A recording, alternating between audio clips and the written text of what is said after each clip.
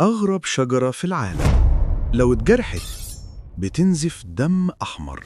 الشجرة دي اسمها شجرة دم التنين. موجودة في اليمن وجزر سقطرى، ومن أنضر الأشجار على الكوكب. واللون الأحمر اللي بينزل منها ده مش دم، ده راتم طبيعي، بس لونه غامق لدرجة إنه شبه الدم الحقيقي.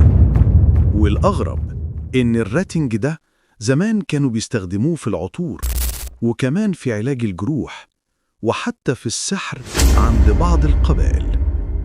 ولحد النهاردة شجرة دم التنين تعتبر واحدة من أغرب الأشجار على الأرض. شجرة شكلها فضائي وبتنزف دم.